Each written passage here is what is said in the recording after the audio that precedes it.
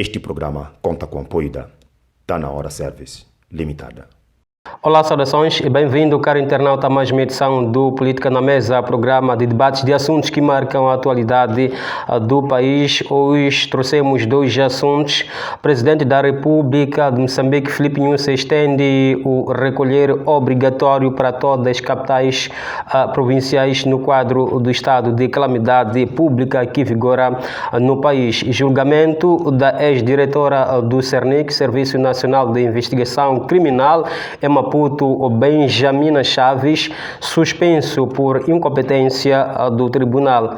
Estes são os assuntos que vamos debater ao longo de uma hora de tempo e queremos contar com a sua presença desse lado, porque cá nos nossos estúdios já contamos com os nossos comentadores de luxo. Refiro-me do Leandro Sossoma em representação do Roberto Mazzini e felizmente já contamos em estúdio com a presença da Sara Chichango, Movimento Democrático de Moçambique, e como sempre temos o Ricardo Tembe em nome da Renamo. É com eles que nós vamos trocar ou vamos analisar os assuntos anteriormente anunciados. E Leandro Sossoma, boa noite e bem-vindo a esta aqui, a edição do programa Política na Mesa. Muito obrigado, Paulino. Muito boa noite. Deixe-me só saudar aqui ao painel, em primeiro lugar, e porque venho cá pela primeira vez e isto decorre da ausência do Roberto Mazzini por questões de trabalho, e por via disso também saudar a audiência da VTV e quiçá aproveitar a ocasião para parabenizar aos jovens fazedores desta televisão, desde o patrono da televisão, o Yassine Amji, e toda a sua equipa de trabalho que aceitou este desafio. E hoje temos aqui o Paulino com este programa interessante que trata de assuntos de índole político local, nacional e até internacional. Saudar também aos membros do partido Frelimo, o qual nos mandatou para falar para o povo. Saudar a todos os militantes e simpatizantes deste glorioso partido Frelimo. Não deixaria também de saudar de forma especial ao camarada presidente Filipe Jacinto Nyusi, Presidente da República, Presidente da Frelimo, por este trabalho brioso que tem feito desde que assumiu, portanto, o mandato. Contra várias vicissitudes tem se mostrado engajado para, portanto, levar Moçambique aos mais elevados patamares de desenvolvimento no concerto das nações. Mas também porque estamos no culminar das celebrações da mulher. Saudar aqui a mulher moçambicana que no passado dia 7 de abril comemorou mais uma data. Esta mulher moçambicana engajada que sempre lutou lado a lado com o homem, fazendo o seu papel social não só na geração de filhos moçambicanos, mas também na educação. Como se sabe muito bem, educar mulher é educar uma sociedade. Portanto, esta mulher é o garante desta nossa socialização, e hoje ela vem se mostrando, sem fazer guerras com o homem, vem se mostrando capaz e com toda a meritocracia tem vindo a ocupar o seu espaço. Obrigado, Leandro Sossoma. Sara Chichango, bem-vinda e parabenizá-la pela passagem no 7 de abril, Dia da Mulher Moçambicana. Muito obrigada, Sr. Paulino. Primeiro tenho a cumprimentar a todos aqui presentes e cumprimentar aos telespectadores que nos assistem via online. Saudar também a mulher moçambicana pela passagem de mais um ano, a data comemorativa que foi ontem, dia 7. E saudar, em especial também saudar aquela mulher de Cabo Delgado que neste momento de dor, ela com um futuro incerto, não sabe o que será do seu amanhã. Então, o MDM, nesta luta pela liderança da mulher em questão de gênero, então vai aqui o meu especial abraço para esta mulher de Cabo Delgado.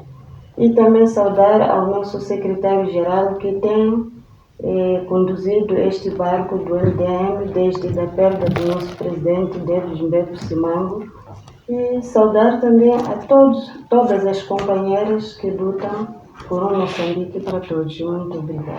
Ricardo Tembi, boa noite, bem-vindo ao programa. Obrigado, muito boa noite. Em nome da Resistência Nacional Moçambicana, a Renamo, meu partido, saudar a todos os telespectadores em diferentes campos por onde conseguem nos visualizar, e também aqui parabenizar o Conselho do Estado moçambicano em auxiliar ao Presidente da República na sua última comunicação do dia 7 de abril, no grito pelo socorro na situação da província de Cabo Delgado, em Palma, dizer que é o que o povo moçambicano esperava ouvir de um presidente que os representa quando grita pelo socorro. Aquilo é que, sim, tenho aqui a saudar e dizer que foi um trabalho muito certo e bem pensado em fazer um grito para com os outros fora do país e do continente, para lhes socorrer, porque o que dizia nos dias anteriores, não se preocupe, aquilo balava com todos. Então o governo está de parabéns, e em particular ao Conselho do Estado, que conseguiu suportar o Presidente até a esta posição. Muito obrigado. Obrigado. Vamos ao nosso primeiro assunto do dia. O Presidente da República de Moçambique, Filipe Nyusi, estende o recolher obrigatório para todas as capitais provinciais no quadro do estado de calamidade pública que vigora no país. Filipe Nyusi decidiu igualmente manter todas as medidas da sua penúltima comunicação, com destaque para encerramento das igrejas e jogos do Moçambola. Quero mesmo começar por si, Ricardo Tembi. Que análise faz desta última comunicação do Presidente da República de Moçambique, numa altura em que a população esperava que o chefe de Estado pudesse relaxar algumas medidas de prevenção, olhando aquilo que são os resultados dos casos da Covid-19? A cada dia que passa, temos as autoridades competentes anunciam resultados positivos, há mais pessoas que recuperam e há menos casos da Covid-19. Como é que olha, que análise faz dessa última comunicação?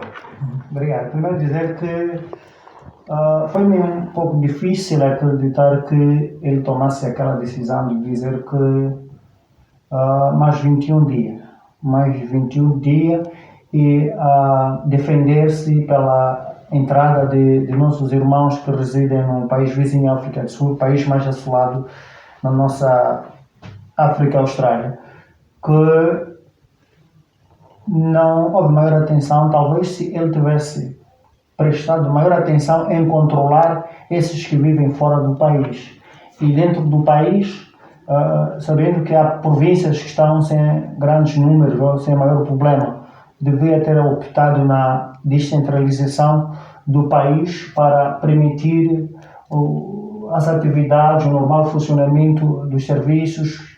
No exemplo da província de Inhambane e em Vilanculo em particular, onde não temos nenhum caso da Covid, e mesmo a nível da província de Inhambane não temos muitos casos desta natureza. Então eu acho que deveria ter optado na descentralização do país, indo para onde há maior casos da porque paralisar tudo para mais de 21 dias, para mim é um pouco doloroso, porque estamos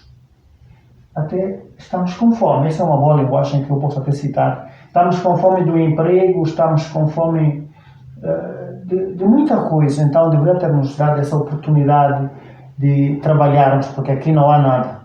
Sim, é o que eu tenho a dizer. Muito obrigado. Sr. Chicango, coloca a mesma questão. O presidente da República de Moçambique decidiu estender o recolher obrigatório para todas as capitais provinciais e também manter todas as medidas que na sua penúltima comunicação deixou ao povo moçambicano. Qual a sua análise relativamente a esta que foi a última comunicação do dia 5 do mês em curso? Bom, acho que todos nós esperávamos que houvesse algum relaxamento, mas foi caricato ouvir quando o presidente da República, diante do seu discurso, dizia que o pessoal de saúde, daqui a 4 semanas, o número de infectados seria maior. Então, aí o meu espanto, por que ele admitiu naquela semana de Páscoa que houvesse entrada de pessoas que saiam da África do Sul para virem comemorar a Semana Santa, sabendo que depois haveria lá os seus riscos. Então, para dizer que é mais uma espécie de lafambabicha, né, como se diz em gíria popular. O presidente não disse mais nada, senão estender o número de 21 horas para 22 horas. E também esperava que o presidente da República dissesse algo sobre aquela situação que aconteceu em Cabo Delgado e viesse dizer ao povo que é o seu patrão, pedir um pedido de desculpa, né, naquilo que aconteceu, porque nós ouvimos, são tantos discursos que dizem que o presidente tem lá dito que a situação está controlada e depois, da noite para o dia, assistimos àquela situação em que as pessoas foram lá assassinadas e depois o presidente fica no silêncio, não diz nada. Então, já que estamos nesse momento sobre esta questão de Covid-19, já não se fala outra coisa, sabendo muito bem que as pessoas estão em casa com fome, não existem outras políticas capazes de se criar alguns centros de emprego, né, onde as pessoas possam lá e ter o seu ganha-pão para poderem comer, mas nada, só se fala de Covid. Ok, esta comissão técnica científica que aconselha o presidente devia também olhar essa questão, que as populações vão estar em casa a lavar as mãos, higienizar e tudo bem. Mas essas pessoas o que vão comer? Quais são as políticas que este governo tem adotado? E também esperávamos que as igrejas, naquele período de Páscoa, o presidente desse um relaxamento de pelo menos 20 ou 30 pessoas no máximo, já que se tratava de uma semana especial, uma semana santa, que é a paixão e a morte de Cristo. Então, devia haver um pouco de consideração sobre este caso. Então, é notável que o nosso presidente não reza, porque se rezasse, pelo menos ia dar esse pequeno espaço. Então, se admitiu essas pessoas que viessem da África do Sul para virem passar a festa da Páscoa, e sabendo que as igrejas estão abertas, então dá no mesmo, deveria não deixar que essas pessoas viessem para cá para passarem a data, porque já se sabe, assim que entraram, ele até teve coragem de dizer que daqui a 4 semanas o número de infecções vai aumentar. Então parece que é uma coisa proposital. Então é aquilo que eu dizia, que é uma espécie de lafambabicha. Então o mandato vai andando, vai terminar o mandato, já fez a sua parte, e o quê? O povo continua na miséria a chorar dia e noite. Muito obrigada. Leandro Sossoma, a decisão do chefe do Estado moçambicano de manter todas as medidas anunciadas na sua penúltima comunicação e ao estender o recolher obrigatório para todas as capitais provinciais foi acertada, no seu entender? Sem dúvidas, Paulino, foi uma decisão acertada, pese embora vários pontos de vista, portanto, nós estamos livres de fazer as nossas interpretações, de emitirmos as nossas opiniões. Aliás, o chefe de Estado, quando assim o faz, não o faz porque gosta de fazer. O faz porque há uma necessidade emergente que urge da saúde, este bem precioso. Mas deixa-me só fazer alguns comentários em função das intervenções dos colegas do painel, mormente à situação de Cabo Delgado, não querendo sair desta pergunta que me fez. O Presidente da República nunca estaria à margem do que está a acontecer em Cabo Delgado. Desde o primeiro momento em que os ataques começaram naquela província, naqueles pontos localizados, o Presidente da República sempre fez o seu papel e dizia que um dos colegas e elogiava o chefe de Estado pelo facto de ter aparecido com bom pronunciamento, fruto dos conselhos que tem recebido do Conselho de Estado, um órgão de consulta do Presidente da República.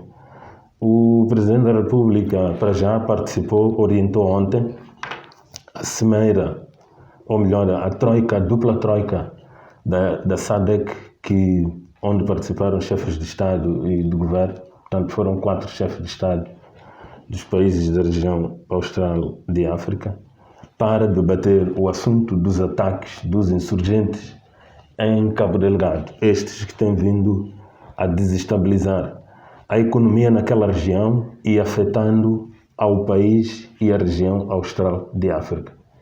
E porque Moçambique é parte do organismo da SADC e neste momento assume a presidência da SADC, portanto, ontem realizou-se esta reunião da dupla troika, onde tomou-se como principal decisão o envio imediato de uma equipa técnica para avaliar a situação no local, para poder-se aferir como é que cada país pode contribuir para dar a sua intervenção. Portanto, não está dito o que é que se vai fazer, se vai haver uma intervenção militar ou não, isto não está dito, mas logo à partida foi decidido que devia-se enviar imediatamente uma equipa técnica para avaliar, fazer o seu relatório e para permitir que a Troika faça uma decisão. E por meio dessa decisão que se tomar, não só a região vai atuar, mas também a região terá um cunho para pedir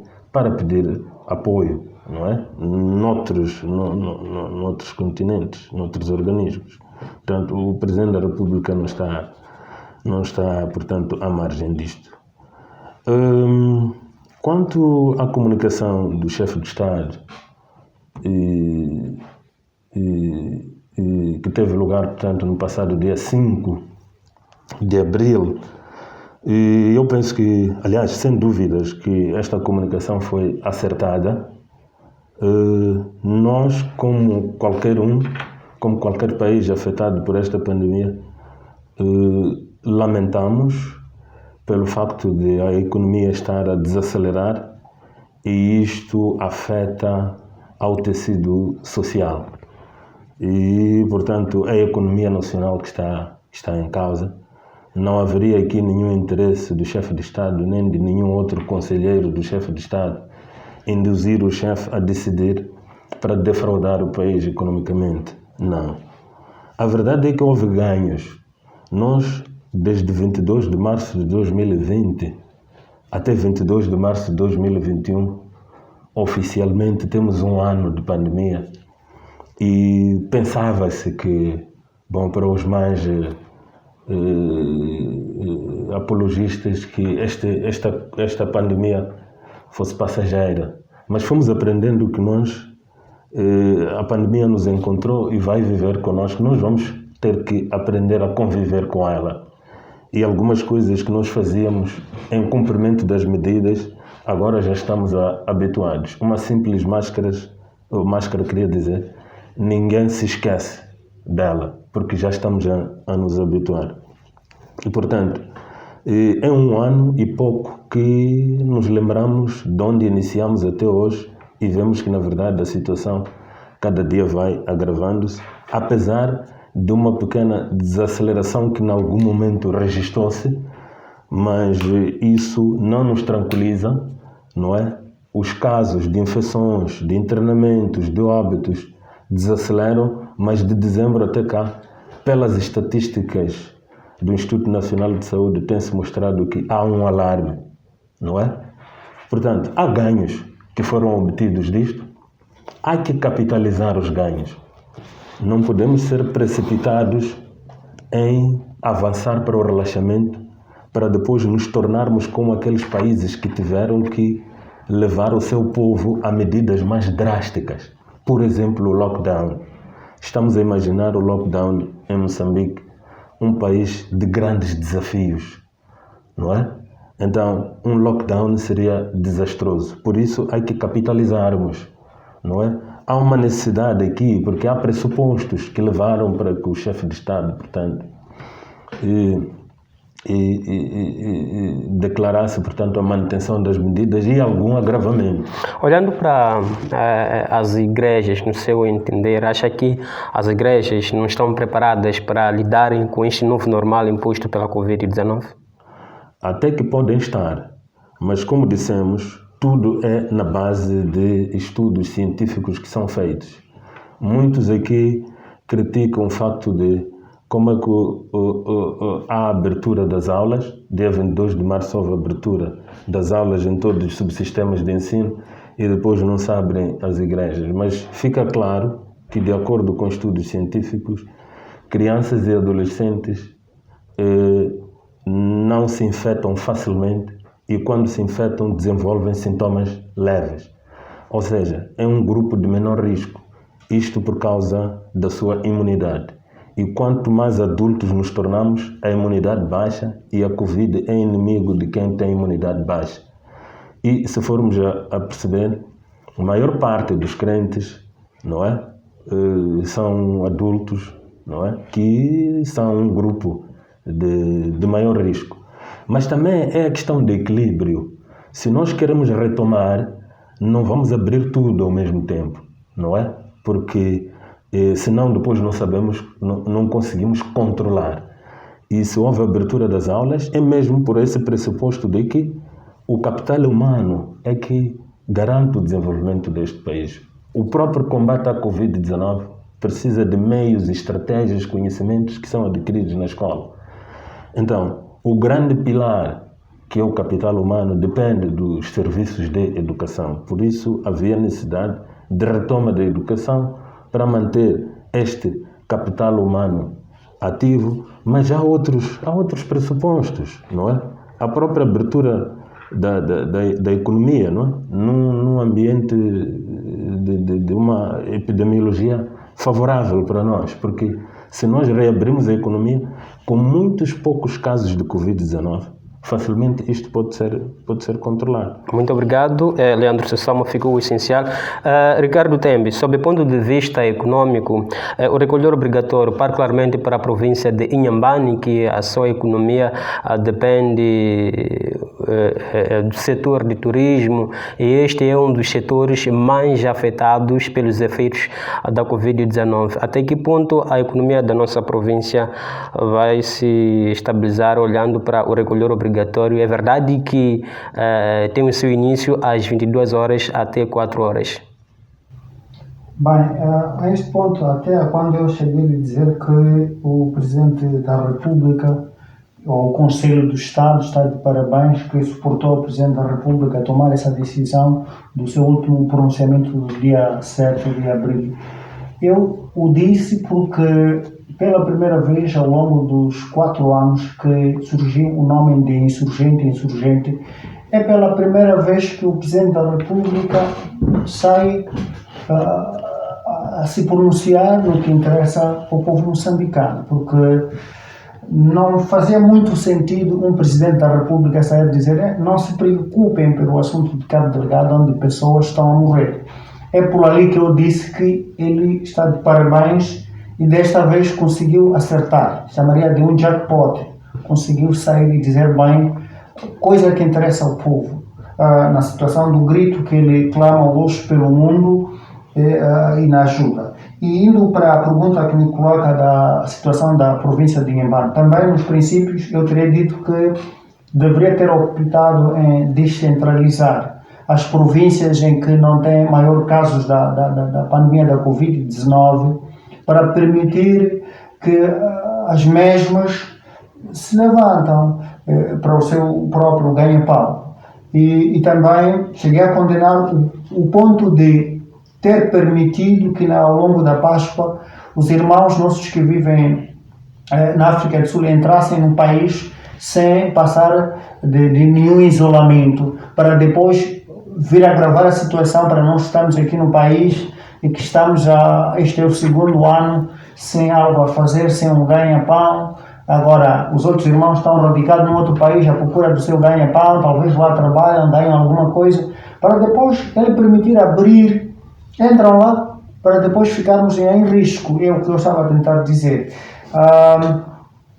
Mas para a província de Inhambane, eu sou da opinião de que deveria ter merecido a reabertura total, porque não há muitos casos da Covid-19, porque também, não sei, porque estamos já informados sobre a pandemia da Covid-19 e também anteriormente dizia-se que a Covid-19 precisava muito das temperaturas abaixo de 20 ou se não 21 e esta província estamos sempre aos 34, 35, 33. Eu acho que deveria ter abrido na descentralização a todas as províncias que não estão assoladas. Obrigado, Ricardo Tembe. Mesma questão, Sara Chichango, sob o ponto de vista econômico, recolher obrigatório na capital da nossa província de Inhambane. Bom, eu disse há bom pouco tempo que o único erro que o Presidente da República assumiu foi de ter aceito a entrada dos nossos irmãos que estão na África do Sul, e que isto pode agravar daqui a algumas semanas, né, o número de infectados. Mas com relação à economia, todos nós sabemos que estamos em casa a lavar as mãos sem nada para comer. Então, deveria-se analisar um pouco o que este povo deve fazer daqui para diante, criar algumas políticas. Pequenas e médias empresas deveriam já estar a funcionar para que este povo tenha algum alimento. Então, tem uma outra questão aqui. Eu queria saber se o Presidente da República já terá assumido que já estamos em situação de guerra em Cabo Delgado, uma vez que ele vai enviar essa equipa para ir lá fazer uma investigação minuciosa daquilo que aconteceu. Então significa que ele já está a assumir que estamos perante uma guerra, no sentido de já pensar-se em pedir apoio, uma vez que antes alguns países se ofereceram a vir apoiar aquela situação de Cabo Delgado. Então eu queria saber se, então, será que o Presidente da República achou que Moçambique já está mesmo em situação de guerra? Talvez quem possa me explicar melhor aqui é quem levantou essa questão. Então, isto ficou uma dúvida em mim, então gostaria aqui de estar a par desta situação. Leandro Sossoma, a mesma questão. Qual é o futuro da economia da nossa província, enquanto as medidas da Covid-19, sobretudo o recolher obrigatório, prevalecer na cidade capital? Bom, o assunto particular da província de Inhambane até pode ser generalizado, uma vez que são todas as capitais provinciais. E esta medida, se estamos recordados, advém da boa experiência da região metropolitana de Maputo, quando se decretou esta medida de recolher obrigatório das 21 às 4 horas. Foi muito doloroso para os que residem nesta região e aqueles que exercem as suas atividades naquela região metropolitana de Maputo. Mas as estatísticas agora mostram que a região metropolitana de Maputo baixou consideravelmente os casos de Covid. O chefe de Estado sempre disse que esta questão da pandemia não é de domínio de ninguém. nós aprendemos todos os dias. Os cientistas estão a investigar este assunto e descobrem coisas novas todos os dias. É por isso que até são descobertas novas estirpes ou variantes da Covid-19. Nós aprendemos com Maputo e porque há províncias que de dezembro para cá despontaram nos casos de contaminação, exemplo de Gaza, Manica, Sofala, Niassa, Tete, Cabo Delgado. Então generalizou-se como forma de prevenir, porque nós não podemos esperar que o fenômeno ocorra para prevenirmos. Então, porque esta experiência na região metropolitana do Maputo está a dar certo, então vale a pena alargar por todas as províncias numa tentativa de retomarmos o mais cedo possível para a atividade normal, claro, com todas as providências tomadas. E o chefe de Estado disse mais na sua comunicação, que o resultado destas medidas, do cumprimento efetivo destas medidas, vai ser de nós todos. E disse mais que daqui a 21 dias, a comunicação que ele vai emitir vai ser resultado daquilo que todos nós vamos construir. Portanto, se nós já nos aguentamos durante algum tempo, 1 ano e pouco para cá, por que não podemos aguentar mais 21 dias para voltarmos e, quiçá, o chefe de Estado, não é? Ter este aconselhamento de que, olha, já podemos abrir as atividades, todas elas, obedecendo, claro, um critério, haverá um protocolo sanitário nessa altura. Portanto, a esperança do chefe de Estado é essa. E é esta esperança que ele transmite para todos nós. Que, olha, não esperemos que o governo, ao decretar estas medidas, seja uma máquina calculadora que depois diz igual. Não. Estas medidas são nossas, vamos pegar nelas com responsabilidade. A questão do combate à Covid-19 é de todos os moçambicanos. Obrigado, não Leandro. Não é do governo, Obrigado. Não é do Estado, não é de nenhum partido, é de todos nós. E se todos nós estivermos engajados, no fim vamos ter uma comunicação favorável à economia e à vida social do país. Obrigado, Leandro Sassoma. Tenho indicação por parte da produção que temos que ir ao nosso intervalo e voltamos dentro de instantes para desenvolvermos o assunto da suspensão do julgamento da ex-diretora do CERNIC, Serviço Nacional de Investigação Criminal, Maputo, Benjamina Chaves, que é acusada no ato de desvio de mais de 200 viaturas. Não sai desse lado e nós voltamos. Já. Bem-vindo ao canal Vilanculo TV. Acompanhe notícias, entretenimento e desporto. O nosso objetivo é manter o telespectador informado de tudo o que acontece em Vilanculo e no nosso belo Moçambique. Siga-nos nas nossas redes sociais, Facebook, Instagram, YouTube e Twitter. Não se esqueça de partilhar os nossos conteúdos para juntos crescermos. Liga-te à sua TV online. Assim, caro internauta, voltamos para a segunda e última parte do programa Política na Mesa, onde continuamos a levar a ti assuntos que marcam a atualidade do país. Neste momento vamos olhar para o nosso segundo, que ao mesmo tempo é o último tema desta noite dominical, que tem a ver com a suspensão do julgamento da ex-diretora do Serviço Nacional de Investigação Criminal na cidade de Maputo, Benjamina Chaves, que é atualmente diretora provincial do CERNIC em Sofala, é acusada de ter desviado mais de 200 viaturas, na sua maioria roubadas no país vizinho, África do Sul. Leandro Sassoma, quero começar mesmo por si. Como é que olha para essa suspensão, tendo em conta que o seu julgamento não foi relâmpago e já se sabia que no dia X e no lugar X ia ter lugar essa ação? Entre suposições, opiniões, o facto é que o julgamento de Benjamina Chaves, diretora de CERNIC atualmente na província de Sofala, que aliás foi aquela província transferida da província de Maputo. Este julgamento foi suspenso exatamente no dia em que inicia, porque o Ministério Público, como disse, depois de ter se preparado todo o expediente depositado nos órgãos da administração da justiça,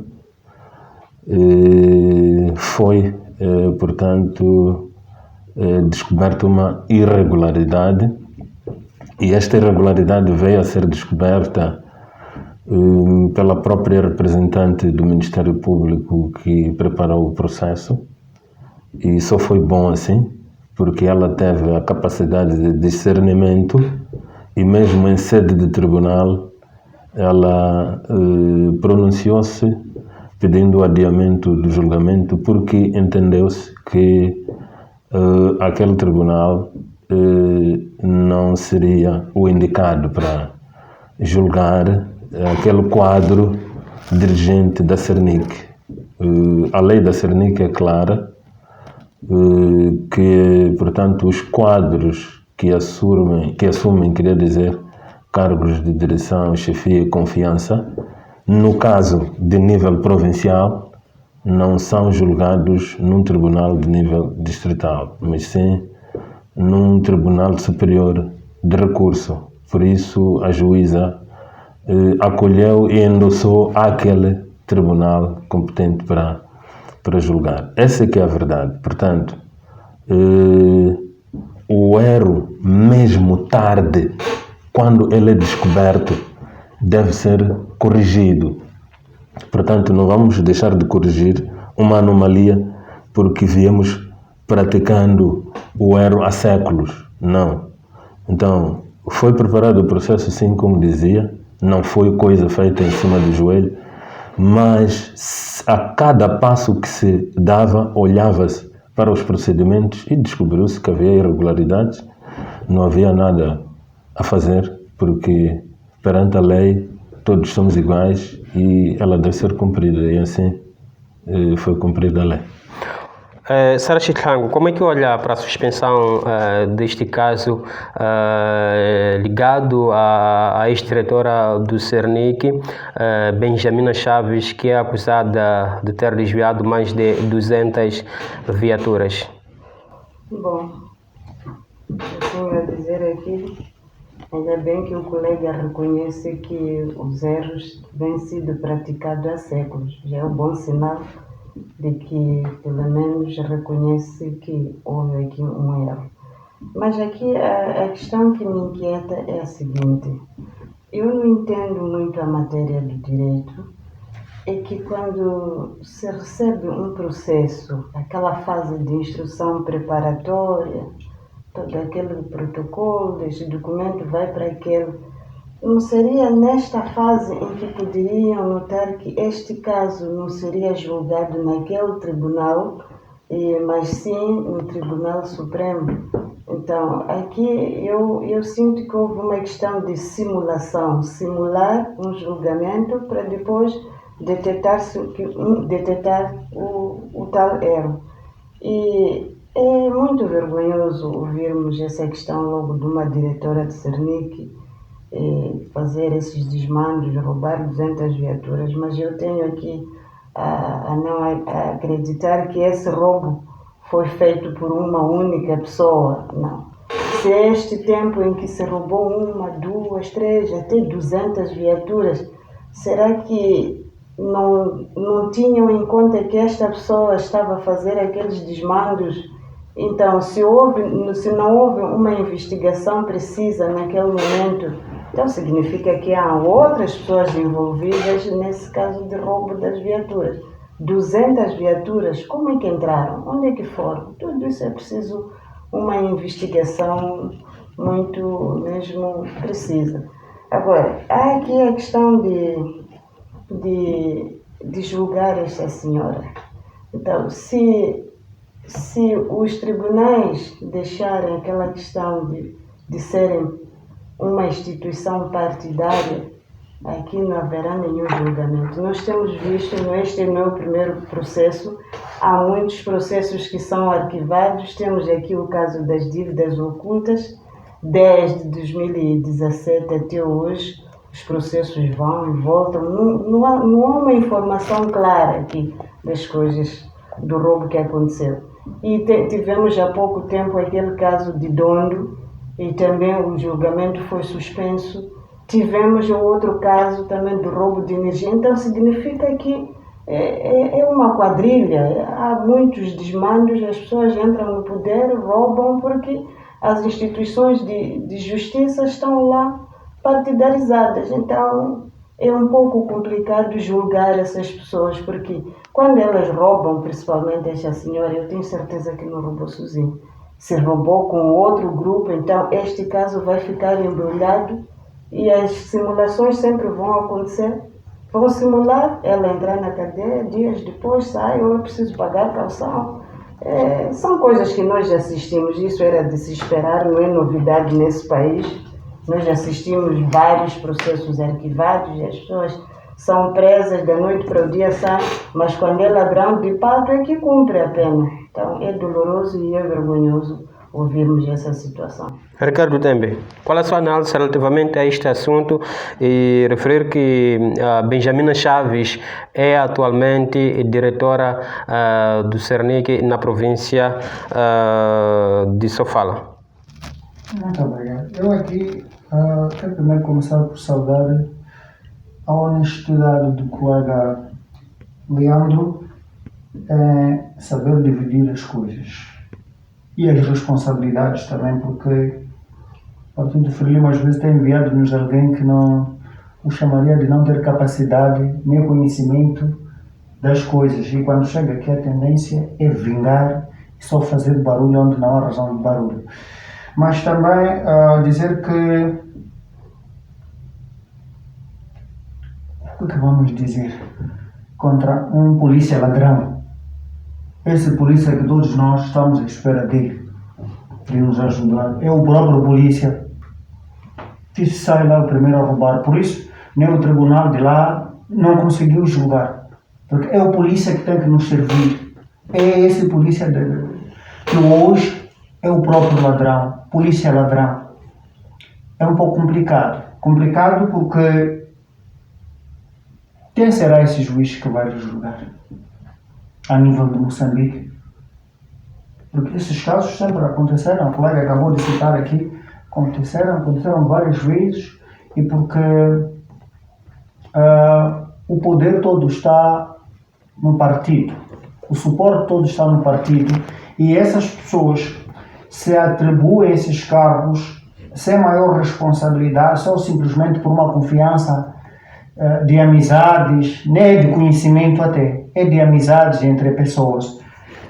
Por isso, para voltar a condenar aquela mesma pessoa é um pouco difícil. Eu te colocar hoje num sítio, para depois eu voltar a te condenar, é um pouco difícil.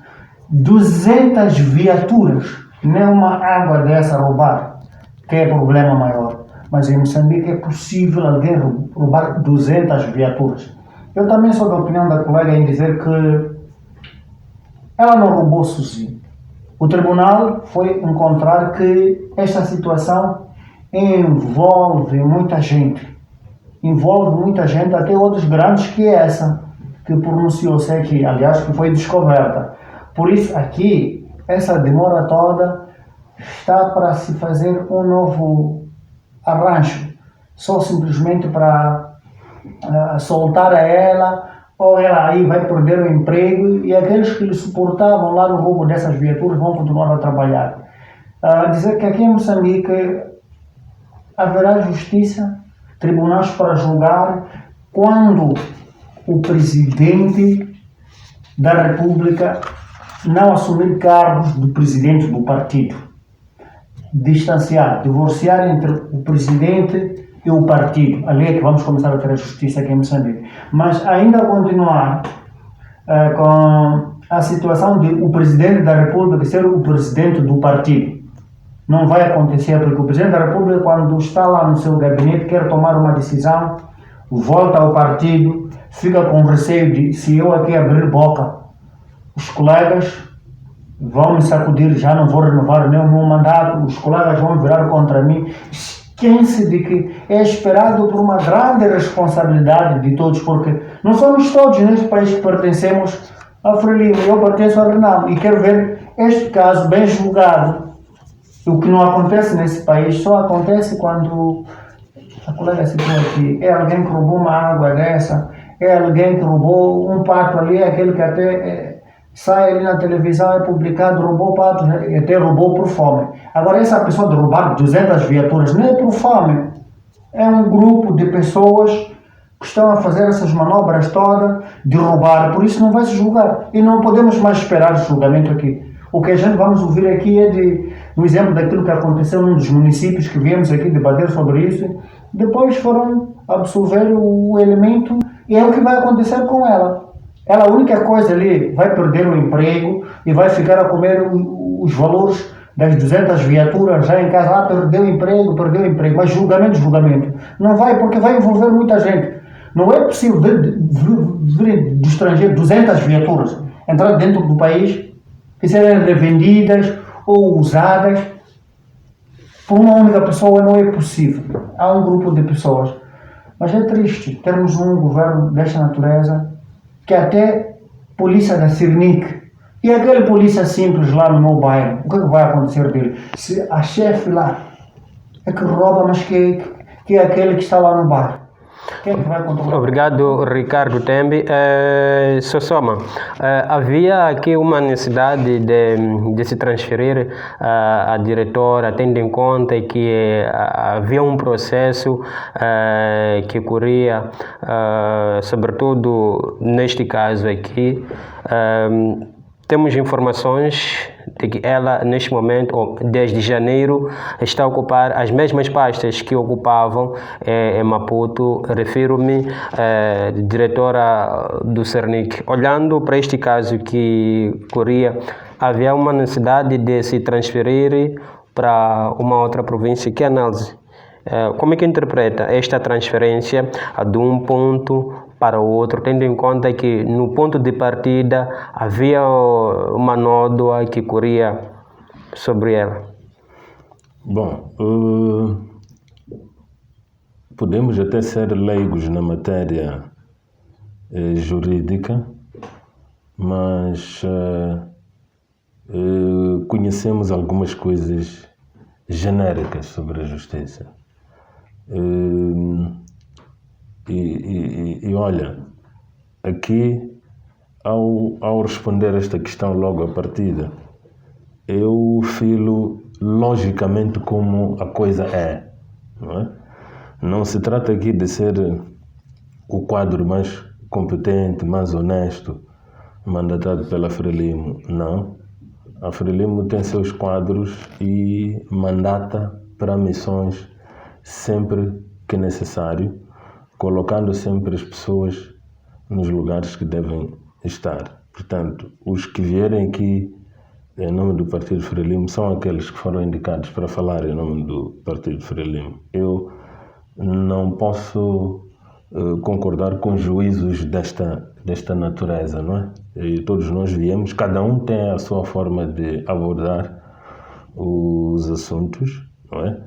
E sobre a Benjamina Chaves, eu dizia, genericamente nós sabemos que qualquer um, face a uma acusação, a partida goza de presunção de inocência. Todos nós estamos sujeitos a qualquer momento a alguma irregularidade. Como pessoas humanas, não é? Estamos sujeitos a qualquer irregularidade. Pode ser intencional ou não. Pode ser até por desconhecimento. Sabido que é que o desconhecimento da lei não inibe a punição. Então, a Benjamina Chaves, até este momento, goza de presunção de inocência. Ou seja, ela até este momento não foi culpada, não é criminosa. E quem é criminoso apenas no roubo das 200 viaturas? Ela não é culpada, era honesta, sim. E quem agora é culpado pelo roubo dessas 200 viaturas? Então, continuando com o meu fio de pensamento, ela até este momento não é criminosa, não foi acusada, aliás, não foi condenada, ainda não foi. Isto vai acontecer no dia em que se ler a sentença. Portanto, ela nesta altura é uma cidadã normal que goza dos seus direitos como qualquer um cidadão. Portanto, nós temos que respeitar isto. É um direito consagrado por lei. E, olha, o Partido Frelimo não se omíscue nos assuntos do judiciário. O poder judiciário é um poder livre e independente e tem o seu campo de atuação. É por isso que temos vindo a assistir irregularidades que param nas barras de tribunais sem exceção. As pessoas são julgadas, são condenadas quando haver matéria e são ilibadas quando não haver matéria. Portanto, aqui o Partido Frelimo não se omiscue nos assuntos judiciais. E, olha, qualquer um, independentemente do cargo que ocupa, quando se desvia, deve-se fazer a justiça. Portanto, se provar que a Benjamina Chave desviou-se, ela vai ter que, portanto, assumir, e se não se provar, também vai ser liberada. Portanto, esta é uma verdade que ninguém contorna. Aqui, o que eu digo é que há opiniões, há comentários. Eu até tenho comentários, opiniões pessoais, mas uma verdade é esta. A coisa está em sede de tribunal, no fim, ela vai... Porque agora estamos num procedimento. É preciso notar que o julgamento da Benjamina Chave não foi anulado. Não, foi suspenso. Ou seja, colocou-se um pause no julgamento para regularizar a situação do julgamento da Benjamina Chave. Para dizer que antes não prestou-se atenção. É claro, eu dizia que prestou-se toda a atenção, mas porque a atenção não é algo definitivo, não é algo que não carece de algum reparo, não é? Nós podemos estar atentos em tudo e sermos surpreendidos. Portanto, houve atenção, mas porque essa atenção sempre existiu, descobriu-se. Se não se estivesse atento, não teria sido descoberto. Obrigado. Sara Chikango, a mesma questão. Havia necessidade de se transferir a diretora do Cernic, Benjamina Chaves, à província de Sofala, numa altura em que é acusada de ter desviado esse número de viaturas, mais de 200 viaturas? Eu penso que este foi um erro grave, de transferir uma bandida para ir ensinar a bandidagem numa outra província. E isso era de se esperar, não é um caso novo, porque nós assistimos mesmo com a Helena Taipo, um caso idêntico, em que ela fez desvios lá no INSS, depois foi nomeada para ir trabalhar em Angola. Eis que depois ficam a meter o processo dela e ela foi obrigada a voltar de Angola para vir resolver o caso dos desvios que aconteceram lá no INSS. Então, para dizer que a bicha anda. Cada um, quando entra no poder, vai criando sua ala, vai roubando e a coisa fica assim, com o andar do tempo vai se esfriar. Eu não vejo qual foi a necessidade de transferir ela para Sofala, mas quem fez, acho que pensava que talvez era uma questão de arrefecer o problema, mas o problema nunca apodrece. Eis a razão que mesmo agora este problema ainda vai dar muita tinta, porque se ela é diretora do Cernic, de certeza, se não se falou do caso enquanto ela estava ali a trabalhar naquela instituição em Maputo, então significa que existiam também os mesmos colegas que estavam envolvidos naquele roubo, que ninguém tinha coragem de dizer que a nossa chefe que está aqui a roubar. Então, para dizer que é uma quadrilha, 200 viaturas não é como roubar uma água, é um caso sério. Então, só que nós sabemos muito bem que aqui nesse país não há justiça, não há igualdade de justiça, porque nós vimos mesmo aqueles que dizem que estão a cumprir pena, o filho do Goebbels, antigo presidente, primeiro tinha que se reabilitar a cela, fazer aqueles arranjos todos, pôr lá a cela, para ir meter um criminoso. Então, esse criminoso mesmo está a cumprir pena ou está a ir num lazer? Então, o mesmo que vai acontecer também com esta senhora, vai entrar, só para inglês ver, segundo aquilo que nós vimos, mesmo o julgamento dela foi simulado. Vai entrar, vai ficar uns dias, depois vão escrever lá um documento, ela tem que pagar uma caução de tantos milhões para devolver aquele valor que ela desfalcou ao governo. É aquela ladainha que nós já sabemos. Então, para dizer que neste país ainda estamos, a justiça ainda está muito longe de haver uma justiça total, se continuarmos com essa questão das instituições de justiça estarem partidarizadas. Então, devia-se pensar nisso. Enquanto nada, é só para o inglês ver. Ricardo Temple. Também sou da mesma opinião em dizer que não é por falta de capacidade do Tribunal Distrital, porque estes mesmos juízes são formados talvez na mesma sala. Eles têm as mesmas capacidades, apesar das competências por ser um tribunal do distrito e da capital.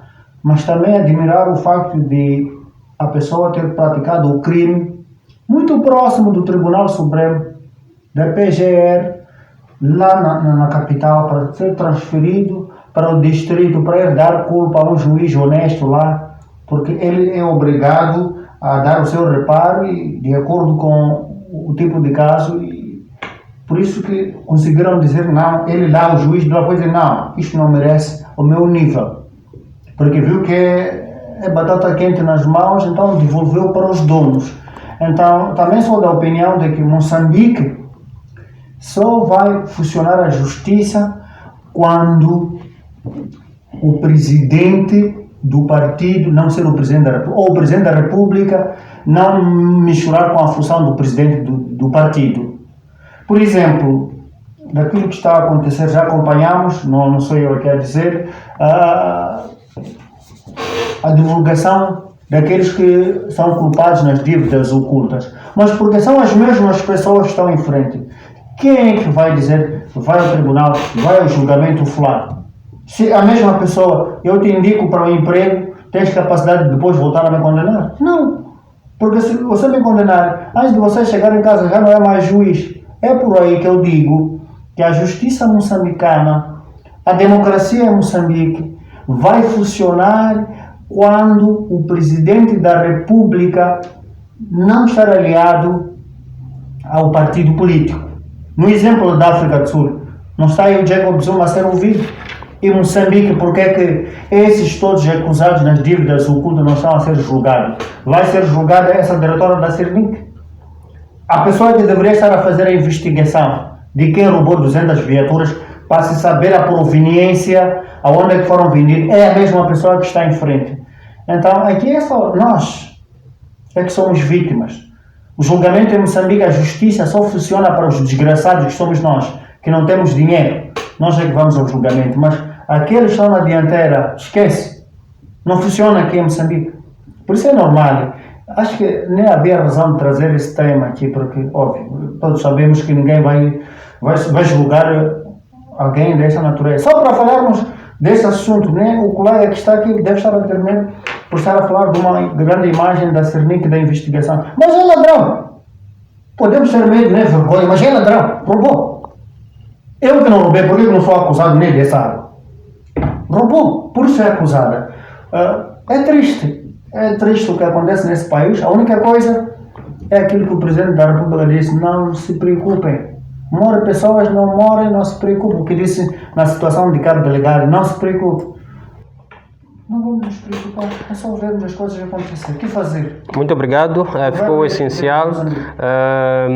Sossoma, tenho indicação de que o tempo, ficamos com pouco tempo, mas quero ver seu comentário relativamente as formas para combater esse tipo de casos, no seu entender, quais são as estratégias que devem ser desenhadas para que esse tipo de casos que estamos aqui a analisar não sejam repetitivos? Tendo em conta que já temos vindo a assistir a alguns casos que envolvem chefes que são confiados para certos cargos de chefia, mas que depois acabam se desviando daquilo que foi o seu compromisso quando a tomada de posse. Como combater esse tipo de atos? Muito bem. Nos nossos comentários, penso que por algumas emoções podemos nos desviar e sair do foco daquilo que são as perguntas, mas eu, por natureza, sou muito cauteloso para fazer juízo de valores sobre alguma coisa ou sobre alguém. Se há certeza que a diretora do Cernic cometeu aqueles crimes, eu acho que esta certeza vai, portanto, sair a nu em sede de tribunal. Não estamos aqui a dizer então, que... Eu acho que os tribunais devem trabalhar e deixamos que os tribunais trabalhem, não é? Independentes e isentas e não são investidas de qualquer cor partidária e elas vão nos trazer a justiça. Agora, estratégias para o combate. Este é resultado de uma estratégia. Se temos esta responsável, não é, daquele órgão a ser julgado, é resultado dessas estratégias que existem e são claras na lei para o combate à corrupção e evitar que, portanto, um dirigente que é nomeado por confiança, que se diga, porque são cargos de direção, chefia e confiança. Portanto, este indivíduo que é nomeado para um cargo de direção, chefia e por confiança, portanto, há todas as estratégias para que ele trabalhe isento, com honestidade e cumpra com o seu juramento, porque cada um, quando toma posse, jura servir a nação moçambicana, dedicar todas as suas energias para aquilo que lhe foi, portanto, incumbido. Então, quem se desvia, o meu partido, pelo menos, não protege a quem se desvia. O Partido de Frelimo não tem este princípio. O princípio do Partido de Frelimo é pela honestidade, não é? As práticas de corrupção minam o desenvolvimento do país e, portanto, perigam as novas gerações que vierem. Então, estratégias estão aí a resultar. E isto, portanto, é para desencorajar. Isto é para desencorajar aqueles que pensam em cometer e desencorajar aqueles que já cometeram para que não prossigam. E porque a qualquer momento cada um que cometeu algum crime vai ser julgado. No momento em que este crime for descoberto, o indivíduo é acusado, é colocado em sede de tribunal para poder responder. Então, estão aí as estratégias a darem seus resultados. Muito obrigado, Leandro Sussama. Obrigado, Sérgio Chango e Ricardo Tembe. Assim, caro internauta, chegamos ao ponto final desta, que foi mais uma edição do Política na Mesa, programa de debates de assuntos que marcam a atualidade nacional. É um programa que passa aqui no seu canal de preferência, a Vilanculo TV. Queremos, desta forma, agradecer a sua companhia desse lado e pedir para que subscreva seu canal, caso seja novo. Deixe seu comentário, o que achou desse programa, e pedimos para que partilhe o vídeo para que tenha muitas visualizações. Para a semana tem mais edição do programa Política na Mesa. Até lá. Este programa conta com o apoio da Tá Na Hora Service Limitada.